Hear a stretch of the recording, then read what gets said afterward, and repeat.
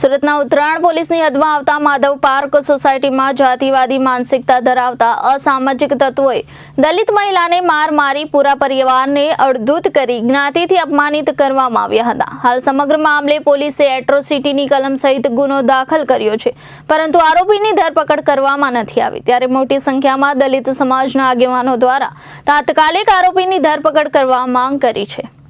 આઝાદીના 75 વર્ષ પછી પણ જાતિવાદનું ઝેર દૂર થતું નથી અને અવારનવાર અનુસૂચિત જાતિના લોકોને જાતિ વિશે અપમાનિત કરી મારવો, હુમલો કરવો અથવા તો હત્યા સુધીના બનાવો ગુજરાતમાં બન્યા જ કરે છે। ત્યારે સ્માર્ટ સિટી સુરતમાં વધુ એક ઘટના સામે આવી છે। અનુસૂચિત જાતિની મહિલા અને તેના પતિને મારી મહિલાના સસરા દિવ્યાંગને પણ જાતિ વિશે અપશબ્દો બોલી મારવાની ઘટના સુરત શહેરના ઉત્તરાયણ પોલીસની હદમાં માધવ પાર્ક સોસાયટીમાં બની છે। ગેસનો બાટલો લઈ સોસાયટીમાં બહાર જતી વખતે સોસાયટીમાં જ રહેતા ગૌરવ અને તેના પિતા દેવશીભાઈ નજીવી બાબતે ઝઘડો કરવા લાગ્યા હતા। પતિ પત્નીને કહેતા હતા કે તમે હરિજન છો, તમારે ગાડી અહીં મૂકવાની નથી, તમારી ગાડી સાઈડમાં લઈ લો, તેમ કહીને મન ફાવે તેમ જાતિ વિષયક અપમાનિત કરી બીભત્સ ગાળો આપી ઝપાઝપી કરી અને બૂમાબૂમ થતા મહિલાના સસરા કે જેઓ દિવ્યાંગ અપંગ છે તેઓ હોકી લઈને ચાલતા આવતા રહ્યા હતા। ત્યારે ગૌરવે દિવ્યાંગ વ્યક્તિના હાથમાંથી હોકી લઈને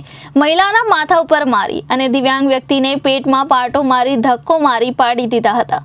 ત્યારબાદ 108 મારફતે હોસ્પિટલ ખસેડી સારવાર લઈને પોલીસ મથકમાં ફરિયાદ કરી હતી। જોકે ઉત્તરાયણ પોલીસે એટ્રોસિટી એક્ટ સહિતની વિવિધ કલમો તળે સમગ્ર મામલે ગુનો નોંધી તપાસ હાથ ધરી છે, પરંતુ આજે દલિત સમાજના સમાજ છે મોટી સંખ્યામાં ઉત્તરાયણ પોલીસ મથકે દોડી ગયા હતા અને આ સોસાયટીમાં રહેતા આરોપીઓ માથા ભારે છે અને જીવનું જોખમ હોય ત્યારે તાત્કાલિક ધોરણે તમામ આરોપીઓની ધરપકડ કરી કાયદેસરની કાર્યવાહી કરવા ન્યાયની માંગ કરી છે। ત્યારે જોવું એ રહ્યું કે જાતિવાદી માનસિકતા ધરાવતા આરોપીને ઉત્તરાયણ પોલીસ જેલના સળિયા ગણાવે છે કે તો આવનાર સમય પણ બતાવશે। છાયા વિરાશ અરે અમે બપોરે ગેસનો બાટલો ભરવા જતા હતા ને, તો ગાડી અમારી સાઈડમાં હતી ને, તો એ ફોર વ્હીલ વાળાને સામી ગાડી પડી હતી અને આ બાજુથી ફોર વ્હીલ આવતી હતી અને કે તમે તમારી જ ગાડી લો। ફોર વ્હીલ વાળાને એમ ન કીધું કે તમે તમારી ફોર વ્હીલ લો એમ, તો અમે કીધું અમારી ગાડી તો સાઈડમાં છે ને અમે લઈ જ લેવી છે એમ શાંતિથી અમે તો વાત કરી હતી। પછી આમને પૂછ્યું ને તો સામેવાળા કે નહીં તમે જોર જબરદસ્તી રોજ મૂકી જાવ છો ને આમ કરો છો ને તેમ, એમને અપશબ્દને કેટલું બોલવા મળ્યા ને સીધો એક ભાઈ આવીને ગૌરવભાઈ આવીને અમને હાથ ઉપાડવા મળ્યા, સીધા અહીંયા ગળા ફાંસી દઈ દીધી ને પછી હું એને છોડાવવા ગઈ ને તો એને મને અહીંયા માથામાં પાય આ ઓકી મારી, આ મારા સસરાને અમને ઉપરથી નીચે બચાવવા આવતા હતા ને, તો એ આ ઓકીથી સહારો છે એનો, એ અપંગ છે, તો એમાંથી એના હાથમાંથી લઈને પછી માથા ઉપર મારીને એટલે હું કાંઈ છોડાવી ન શકી એમને। એમ પછી આગળ જતા પછી બધા બહુ મારવા મળ્યા, કેટલા બધા 20-25 જણા એક આરવાર હુમલો કર્યો અને પછી આને કેટલાય માર્યા, મને મારી, પછી અમે હોસ્પિટલે ગયા। Uttarayan police station. હવે શું માંગ છે તમારી? અમારે ન્યાય જોઈએ છે અમે। છાયા વિરાશ સાહેબ શું બનાવ બન્યો તમારી સાથે? અમે 12:30 ઓરા અમે ઘરેથી નીકળ્યા અને ગેસનો બાટલો ભરવા જતા હતા। કઈ જગ્યાએ બનાવ બન્યો? Madhav park society Uttarayan. શું બનાવ બન્યો? અમે નીચે ઉતરીને હજી તો ગાડી પાસે જતા હતા ને ત્યાં તો એ ભાઈ આવ્યા અને કે ભાઈ તમારી ગાડી લઈ લો, વચ્ચે પડી છે અને આવી રીતને નહીં મૂકવાની, જ્યારે હોય તે તમે મૂકી દો છો ને એવી રીતને બોલવા મળ્યા। તો અમે કીધું અમારી ગાડી સાઈડમાં જ છે ભાઈ, પણ આ ફોર વ્હીલવાળાને કહો કે ફોર વ્હીલ લઈ લે એમ, તો ભાઈ કે ફોર વ્હીલની નહીં આમ ને તેમ। પછી એક ભાઈ આવીને સીધા આમની ઉપર હુમલો કરવા મળ્યા અને હુમલો કરતાં પછી બચાવવા ગઈ ને હું એને મારતા હતા, ગળી પીસીને દબી દીધી, તો એને મારતા હતા એને બચાવવા ગઈ ને તો એને મને હોકી માથામાં મારી, મારા સસરા પાસેથી હોકી લઈ લીધી અને હોકી મારી માથામાં મને। કયા પોલીસ સ્ટેશન તમે ફરિયાદ નોંધાવી? Uttarayan police station. બીજે કઈ રીતે તમને તમારા પરિવારને હેરાન કરવામાં આવે? રોજ આમ દલિત સમાજના તરીકે આમ ખોટી રીતે હેરાન કરે છે રોજ। 2 વર્ષથી અમે ત્યાં રહેવી છીએ પણ અમને રહેવા જ નથી દેતા હકીને। રોજ આમ ને તેમ અમે નીકળવી તો એમ કે આમ નહીં કરવાનું, તેમ નહીં કરવાનું, તમે આવી રીતને અહીંયા રહ્યો છો ને આમ ને તેમ, તમારું ઘર ખાલી કરાવવાનું, આમ ને તેમ, એવું કેટલું બોલતા હતા અને અપશબ્દ કેટલા બોલતા હતા। એ સોસાયટીમાં દલિત પરિવાર બીજા કોઈ રહે છે કે? ના, અમારું એક જ ઘર છે। મોહનભાઈ મેઘજીભાઈ, દલિત સમાજમાંથી આવું છું, હું હેન્ડીકેપ છું। મારા છોકરા માટે મન ફાવે એમ સોસાયટીવાળા ઘા કરતા હતા, 15 થી 20 જણા હતા, પણ એના 2-3 જણા તો હું ઓળખું છું એને. ભાર્ગવભાઈ દેવસીભાઈ કરીને છે, એક દેવસીભાઈ કરીને છે, એક એના ઘરના છે, બીજા અજાણ્યા શખ્સો ઘણા બધા છે. અને અમારા દલિત સમાજ વિશે ઘણો અપશબ્દ બોલતા ગયા. અમારા છોકરાને મન ભાવે એમ મારતા હતા. મને 3 વખત હેઠો પાડી દીધો. હું તો વિકલાંગ છું.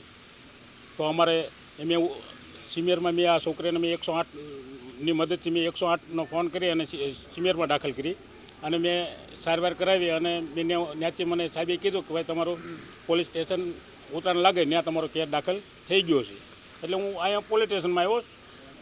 કાલે 7 વાગે ફરિયાદ દાખલ થઈ છે ના આજે 12 વાગી ગયા છે. 24 કલાક થઈ છે. હજી કોઈ આરોપીને પકડવામાં આવેલા નથી. તો અહીંના પીઆઈ એમ જે પટેલ છે તો એનો હાથ હોય તો એના કારણે એ તહમતદારને પકડવામાં નથી આવતા. નકર તો એ 24 કલાકની અંદર ગમીને હાથ પાતળમાં હોય તો પકડી આપે.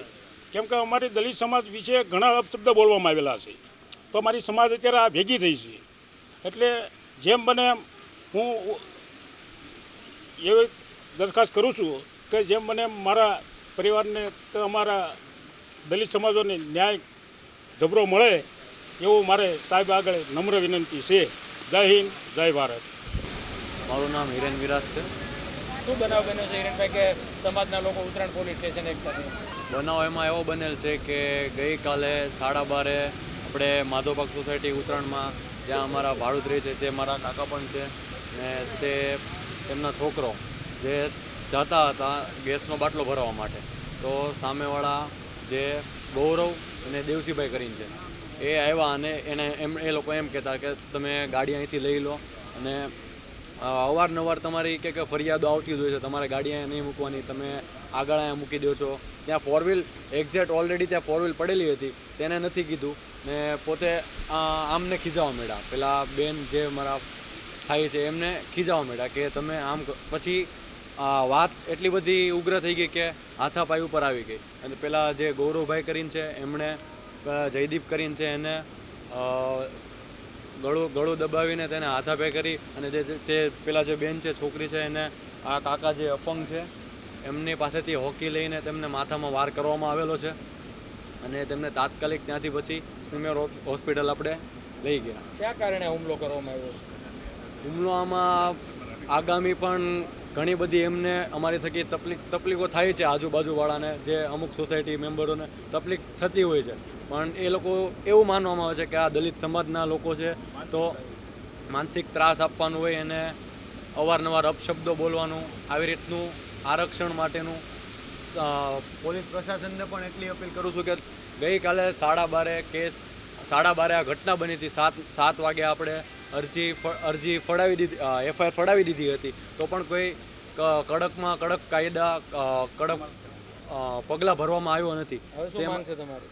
હવે એ જ માંગ છે કે પોલીસ પ્રશાસનને મારી એ જ વિનંતી છે કે આ તમે ગંભીરતાથી નોંધ લ્યો અને તેનું કાયદેસરની કાર્યવાહી કરો.